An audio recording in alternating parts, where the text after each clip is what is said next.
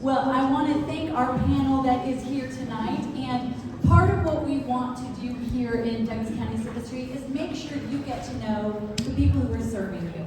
Last month it was all of, not all of it, but many of our law enforcement leaders. Now we're going to have a lot of our representatives.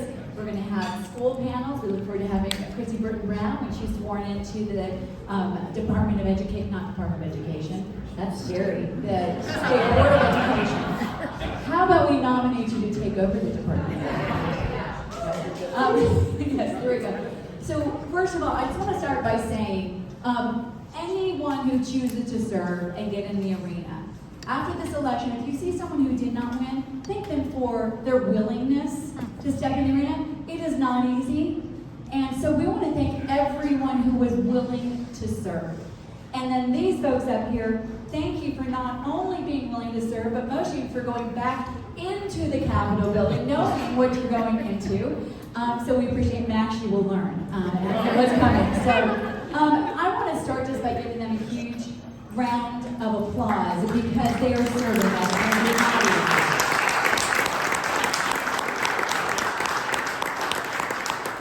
So we've already met everyone, but I do want to go down one more time because I want, as you go down, just once again, your name and where your district is, and why don't you say approximately what area you represent, so everyone here, all being Douglas County citizens, can find out who their representative is, so you can talk to them afterwards. So let's start with the House Minority Leader, Rose Pugliese.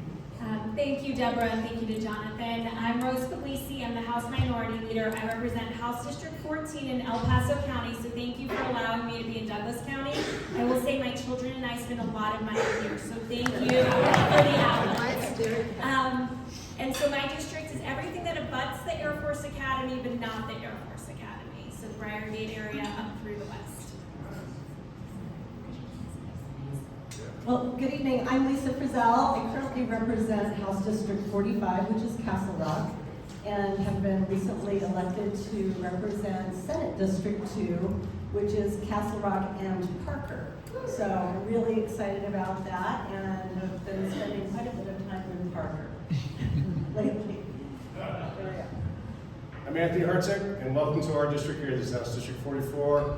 Which I have all the way from Lone Tree up to Hilton County, or Hilton County down to the North Pine View Road. Thanks. I'm Max Brooks. So I will be taking Senator-elect Lisa Frizell's spot in 45. The numbers don't really mean much, but you'll probably be able to remember 45 because it's an excellent caliber of a handgun. And I knew that this guy would take 44. Frank was going to argue with me at 44. No, because the other thing I could go to at 45. What else is 45? Hartsook-Representative. Thank you. 45 wins. Oh, by the way, I promised this to all the constituents that live in South Pinery, and then also Deborah, that the District 45 does cover those areas as well as Castle Rock. Hey everyone, I'm Brandi. I am House District 39, and I'm everything pretty much but Parker and Castle Rock. My district's huge actually, and I think it's the prettiest part, but and I have huge parts of Highlands Ranch as well. So Larkspur, Castle Hines, Lone Tree, Sedalia, Roxborough, Perry Park, Sedalia, Laviers, really everywhere but Parker and Castle Rock. So if you ever want to walk, we have a lot of fun. So, and I don't have a handgun, I don't think, but it's named after 39. But I do own a lot of handguns. Great, well thank you all so much. So part of this is getting to know your representatives. We are a civic organization because we believe we need to restore civil discourse and engagement in our civic society. Well, as Linda shared, when I grew up here, by the way, on Lowry Air Force Base, the thing we always bragged about Colorado was always balanced. We always had a split, House on one hand, Senate in the other, the governor would go back and forth. That has not been the case in recent years. And until this election, the state Senate is not in a super minority, staved that off, I believe, by one seat. And the House has been in a super minority this last session. And one of the things I think is interesting, then I want to toss it to you, to the House Minority Leader.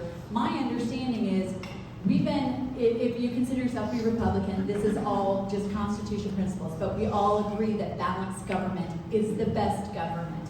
And we need to, and by the way, I've spoken to so many Democrats who've actually said off the record, there's too many Democrats under the dome. Because when you don't have balance, you don't have checks and balances, and you end up not representing. And particularly because I remember, Rose, when you were on my radio show, I believe that even though the GOP was in the super minority, it still represented nearly 50% of the voters. It's just how it was drawn up. What I'd like to ask, since you are the House Minority Leader, what did it mean to be in a super minority, and what will change now that that the GOP is no longer in a super minority? Thank you, Deborah. And I just want to take just a moment of personal privilege, if I may, to thank Deborah and Jonathan. Every step of the way as minority leader, as we were trying to raise money, and nobody believed in the House, right? We were in the super minority, and they were very focused on the Senate. But Deborah and Jonathan never left my side and really helped me to the very end to make sure our candidates had the support that they needed. And we wouldn't have ended the supermajority without their help, and I mean that sincerely. So thank you so much.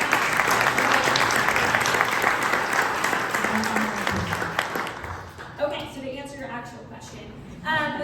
So we were in the super minority by 3 seats. We have now gained back 3 seats, which is incredible. We still have a lot of work to do. So it was 46 to 19. We are now 43 to 22. We still have a lot of work to go, conservatives. But what this allows us is the majority can't just change the rules. Like they used to, they need 2/3, and they don't have 2/3 amongst Democrats, which means Republicans would have to come over. And I highly doubt, and Max, you'll learn this, I highly doubt any of my Republican caucus is going to come over and allow them to change the rules on us. So that's incredible. With the House and the Senate out of the supermajority, we also can stop constitutional amendments from just going on the ballot. Anyone who circulated petitions for the Electoral College to protect the Electoral College knows how much work that is. Legislature doesn't need to do that. They can refer things on the ballot if they have 2/3, and they will no longer have that ability, which is incredible. Yes, and so that's incredibly important, especially for protecting Tabor, which is consistently under attack. And what we're hoping, we are currently will be negotiating with the majority. Traditionally, when the House was not in the super minority, committees were closer. There was only a 1 seat difference between Democrats and Republicans, whereas what we saw were 7-4 committees, or 8-3 committees. And so we are negotiating. The majority leader had said something in one of the news outlets that this doesn't change the composition. But historically it always has, and it should, and it's something that we're going to be negotiating for, because if we can kill bad bills in committee, think attack on charter school bills, if we can kill those in committee and not on the House floor, it is really a huge win for all of our Coloradans. So I really do want to thank you, while I have a second, thank you so much for everything you all did, every door you knocked, every phone call you made, every donation, no matter how big or small, helped us get out of the supermajority, and we wouldn't be here without you. So thank you to all of you. Thank you so much. And as we were mentioning, this is a win for representative government.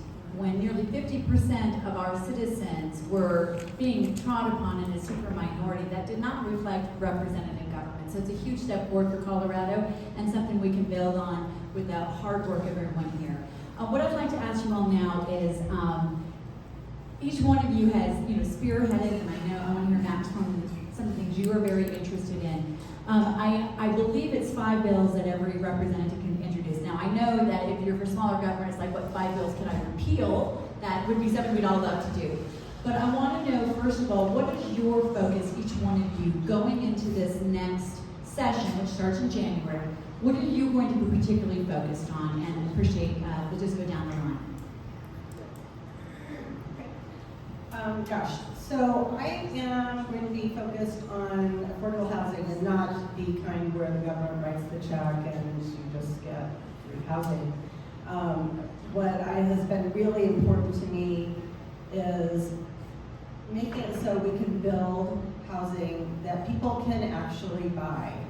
And so I've looked at a couple of different ways to do this. I ran a bill last session that kind of got changed, and the important part, for me anyway, got taken out because the governor's office didn't like it, and we lost support. But I'm going to be bringing that bill back, and I'm working with organizations like Habitat for Humanity, where we are going to be able to provide for sale housing that is attainable. So that's really important to me. I'm also working on a bill to help keep our kids safe on social media. That's really important to me as well. There was an interesting bill last session that the governor and his techie buddies didn't like, and it actually sailed through the Senate. It was, you might remember, it was Senate Bill 158. Sailed through the Senate, came to the House. I actually put my name on it in the House. It was a really good bill. Would have made a lot of difference for our kiddos who are, these social media platforms are being used for all sorts of really horrific things. It is not to keep in touch with your buddies. There are really dark things happening on social media, sales of drugs, sales of guns, human trafficking.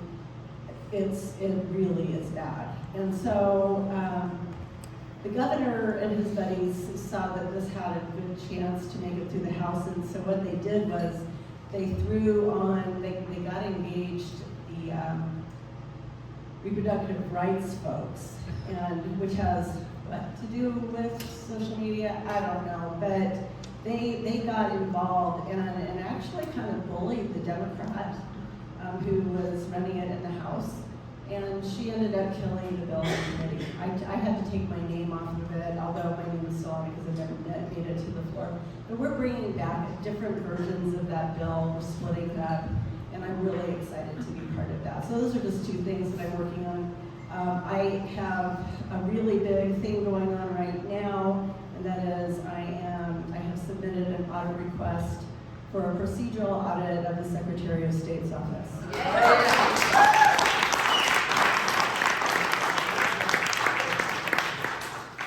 So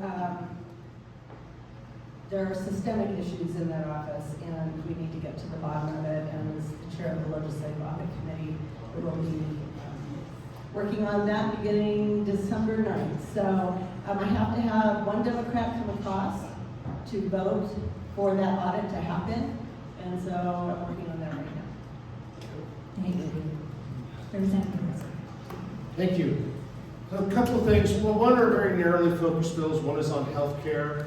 It's to help first responders and military personnel veterans, assuming the federal government and the FDA approves some of the treatment in the state. We'll be ready to pull that trigger, and it's for treatment of PTSD. It's to help with some of that. Another one, I ran some human trafficking bills last session. We got them through, and I've talked to the new DA back there, George Brockler, and our sheriff. There's other ones on law enforcement. We want to look to strengthen them and give them the tool sets. As I'm sure you'll hear him say here shortly, if you come down to Douglas County and you're doing bad things, you're going to prison. And so we want to make sure that we can get those legislative bills in so they can do that. We passed some of it with 128 for this truth and sentencing. We need to tighten up some of the other ones that are out there. A big piece on financial literacy on the Education Committee, one bill. This is a fun one because it's interesting. We have it in statutes that there's definitions for financial literacy, but there is no graduation requirement. So when you graduate here in Colorado, you can just show up and know nothing about business, balancing your checkbook, zero. And I remember my days when I was 26 years in the Army, and they all up here know the story. But I would have troops go, well, sir, I got checks. Like, that's not how it works, soldier. That's not how it works. And I could order them for financial literacy class because we had that in the Army. It was mandatory. It was non-negotiable, so I could order them. But we can't do that in the citizen world, but we can make it a graduation requirement. And when these soldiers would come back, they're like, I never knew that. Well, now you do, so don't bounce some more checks. And that's the goal, is to get people to understand not only financial literacy for their own home checkbook, but businesses, how taxes interact with government, all of that, all ties in. So if we can get a generation understanding debts, assets, liabilities, income, how to run a simple balance sheet, then maybe, just maybe, we can start changing the tide so that they go, oh, it's somebody else's money. No, it's all taxpayer money, every dime of it, and get them to understand it. So that's what we're tracking. Thanks. Yeah, and even though we've been successful in getting ourselves out of the super minority, let's not fool ourselves. There's still going to be plenty of defense that we're going to have to play. The attack on Tabor, still they keep coming after it like it's some magical piggy bank. Despite Proposition HH and the overwhelming voices of constituents of the citizens of Colorado said, no, keep your hands out of our money, they're going to continue to come back. So there's still going to be a lot of defense to play there. A couple of focuses that I'll tell you about. One is illegal immigration.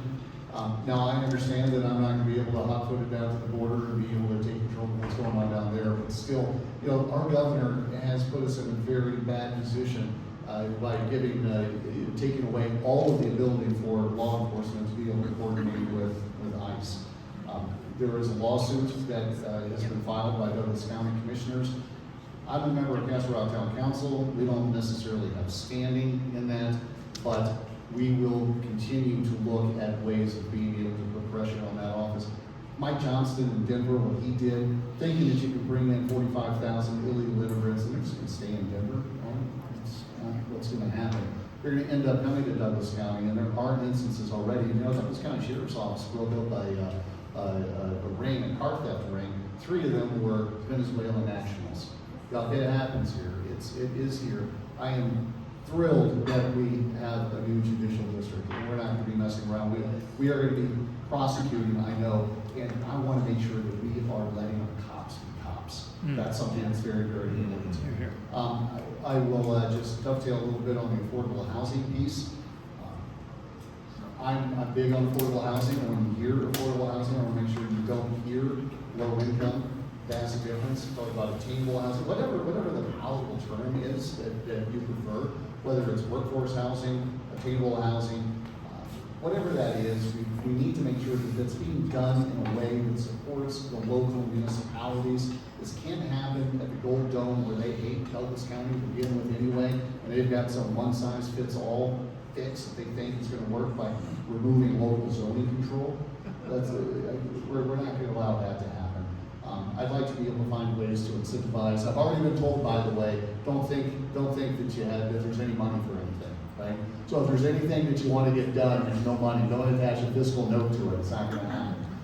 But I'm pretty sure we can find a way to reorganize some of that $46 billion that the governor's office is, put.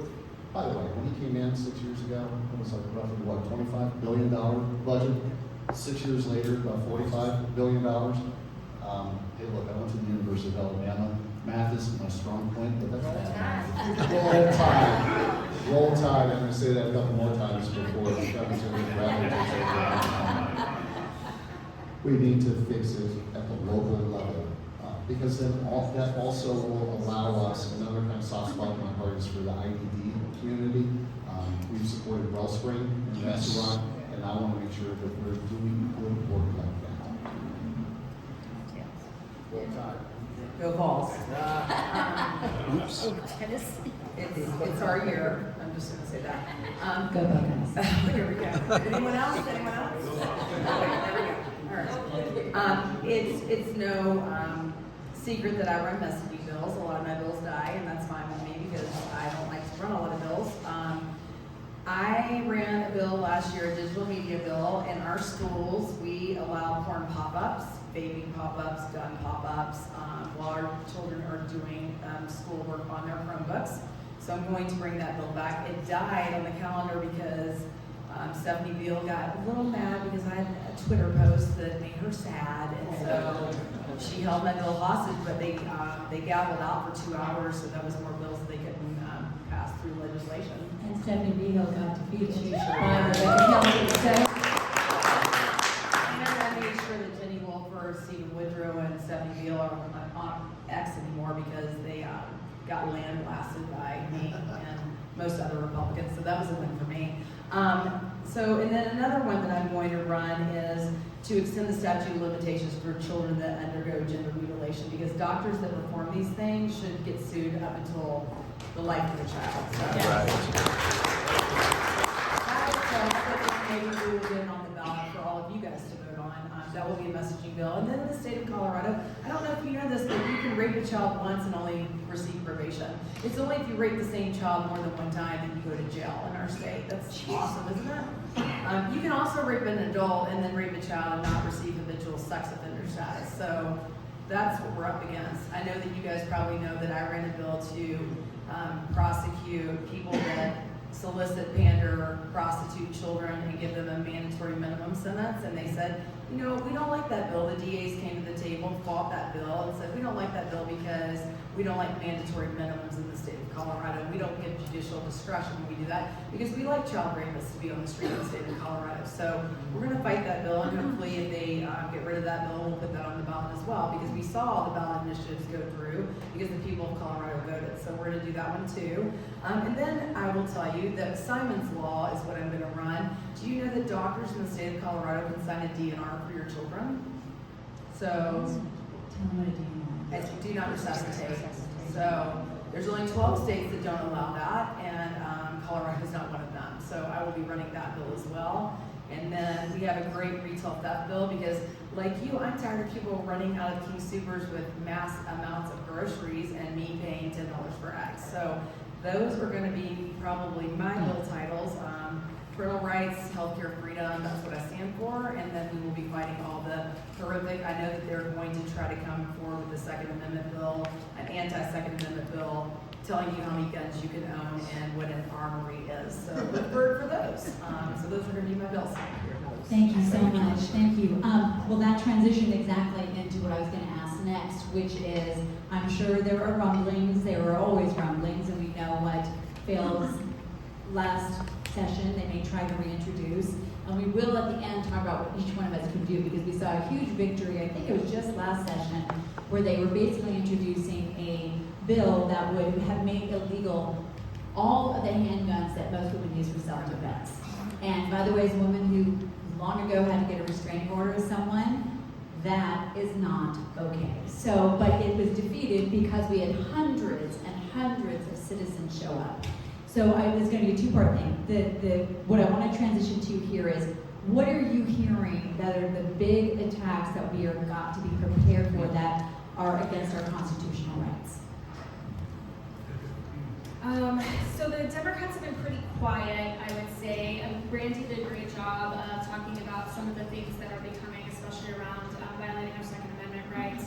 I think more attacks on Tabor will be coming, especially as the budget decreases. I worry, one of our target races was in Jefferson County, rural Jefferson County. Tammy Story brought the anti-charter school bill last session, where I have felt, I was on the education committee, even as when I transitioned to minority leader, I wound up staying on, which was not sustainable, but I was able to hear that bill and kill that with Democrats, which was great.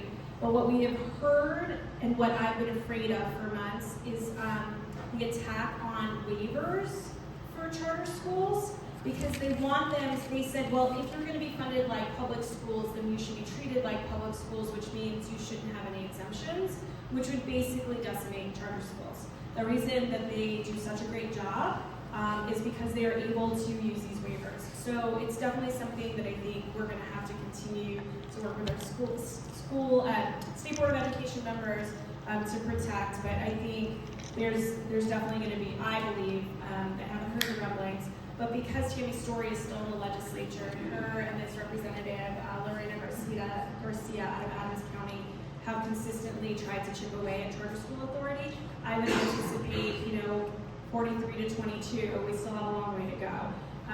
And so I personally have been incredibly passionate about parental rights in education, obviously medical freedom as well. I have a daughter that has special learning needs and special medical needs, and so having all of those options for her is incredibly important to me and a lot of families, especially in our districts. So that's what I foresee. What I'm looking forward to, I know you didn't ask that question, but there's going to be no money for Democrats And so all these pet projects and all these things that they've been funding for years, they're no longer going to be able to do, which is a double-edged sword. One, we've got to protect Tabor. But two, they're going to actually have to sit down and determine what their priorities are. And I think where we might have a say, especially with our increased numbers, is the ability to start funding the things that are within the proper role of government and start rolling back the things that are not. Because there just won't be enough money. And so I'm personally super excited every time they say, oh my gosh, Rose, there's just not enough money. Don't run a bill that's got a fiscal note. I'm like, well, that's great. And where are we going to cut, Governor? Because you've got too many full-time employees in this organization, and we need to roll that back too. So I think there are going to be some really fun conversations and fights at the legislature where you all can engage and tell us where you want your money to spend, how we can better support our children and our families and parental rights. I think there's going to be a lot of amazing opportunities for all of you to get engaged, and I'm really excited to be in that fight with you.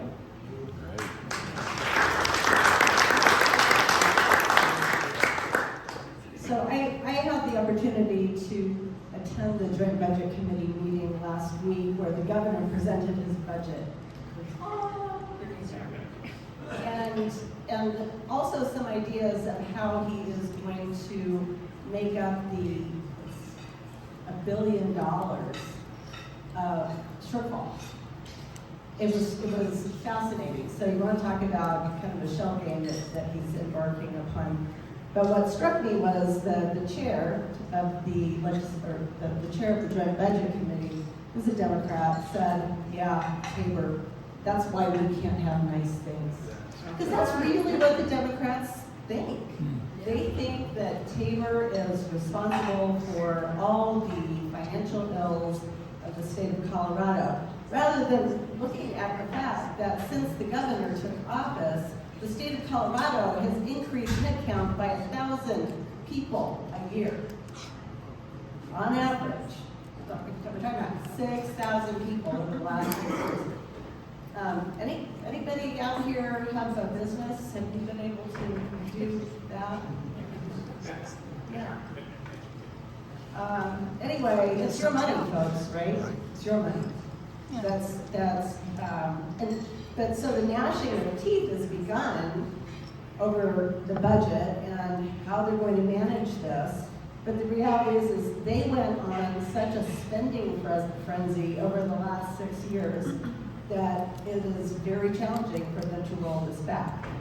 Just in the last session, they instituted, I think it was what, $1.4 billion in tax cuts? Tax credits,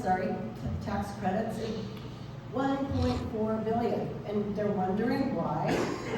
The reality is that's their new tool for drawing down Tabor surplus, because those tax credits come out of the surplus. It's not okay. So we're going to be continuing to fight this. I agree with the minority leader. This is a big problem. The budget's going to be a big problem. It's going to be a big fight. We have some other things from a policy standpoint that are going to come back. There's the two bills that I fondly referred to as the liquor wars and the banking wars. You had the banks and the credit unions fighting from a policy standpoint. They're bringing that bill back.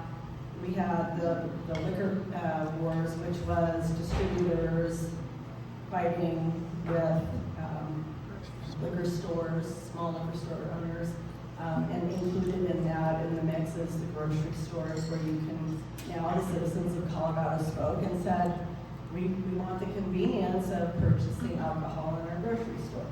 So they're trying to come back in that. So that's a whole other group of things. Then there's this 340 that passes off to Anthony, because he's really good at explaining 340. But this is actually going to be a huge, huge deal for the citizens of Colorado, and candidly, it's a federal matter. We shouldn't even be talking about it. So I think we're going to see green energy measures, a lot more regulations that don't cost money, but really restrict your freedom. And those are things we're going to be fighting and fighting and fighting. That was slick, I like that. So before we jump to 340B, which we sat in on that briefing, you've heard a lot of, well, I guess, let me give you some good news. Right, so aside from the fact that we are no longer in the super minority, the key thing that matters in particular is the finance committee. Because if everything gets to appropriations, they rubber stamp it and it's going to go through. And that means the bill's done, it's going to get spent and allocated. Finance committee is where we fight. Now, this last session, even though we only had 4 Republicans in that committee, I was often able to pull 1 Democrat to vote with us. We still lost on a 6-5 vote, but if, like the minority leader said, if we can get another Republican on that committee, and then I can pull another down, now we can start killing a lot of bills. Because everything that either brings money in or sends money out of state comes through finance. We see the most bills of any standing committee out there. We run late, and there's a lot of ones that come down arguing, because as you've heard, the Dems that want their little projects, they look at that fiscal note going, I can't, how do I pay for this? Everyone is in that same boat. So that's where we can start doing some negotiations. Now step back to both the primary election and the general election. In the primaries, we got rid of 2 complete whack jobs on the Democrat side. That was Elizabeth Epps and Tim Hernandez. Right? Those 2, you're never going to get a Republican up there in Denver. I mean, that's cold facts out there. Okay, Republicans aren't going to win. Doesn't matter. We told them, give us a Democrat that we can work with. It's not going to sit there and scream from the gallery at representatives down in the well. So we got rid of those 2 whack jobs. Then we took out 3 more in the general election. So now you've shifted the discussion from far left, where they're fighting with the crazies, to now it's moderate. Because they want to get their legislation passed, and that costs money. So then it becomes a negotiation. When it comes down to finance, that's where the fight's going to take place. So that's where a lot of that comes. 340B. Thanks, Lisa. Who knows what 340B is? Yeah, that's what I thought. All right, so it's a really boring topic. Big Pharma, that it basically comes down to, it was originally started by pharmaceuticals that would provide, when they had high-end drugs, cancer treatments, a lot of things that were on the cutting edge but was very expensive, they would basically write it off and give it down to communities that couldn't afford it, because they knew they couldn't afford it. That really worked in rural areas, it worked in your low-income areas, and so that's what they started doing. Well, then hospitals were distributing that, because it would go through the pharmacies there, and the whole thing kind of grew and blossomed. I understand it's a federal issue. I mean, there's right now before Congress to fix this thing. There are some Dems that want to push some issues here at the state. I want to put the brakes on that and say, let's slow down. Let's let the feds figure it out. Because right now, if the state does something, the feds do something that's chronic, then we're going to have to come back and change it. And that's just plain stupid. So let's just wait. That's what we're pushing on. There's a lot of communities and a lot of hospitals, though, especially in the rural communities, that are hurting. I mean, they are facing bankruptcy. They are in the red. The way the economy's been driven, the way money's going through, they're all in the red. So they have a huge time operating, providing services. And you'll have all the Dems that sit in the metro area, because Republicans by and large have the majority of the rural areas. They're like, well, just tell them to drive into the metro area. And you look at them, and you're not allowed to swear up there, and you just want to go, are you stupid?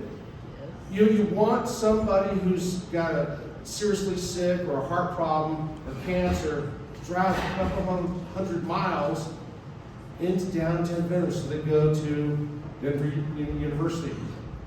They go to the Denver Healthcare. That's just utterly ridiculous.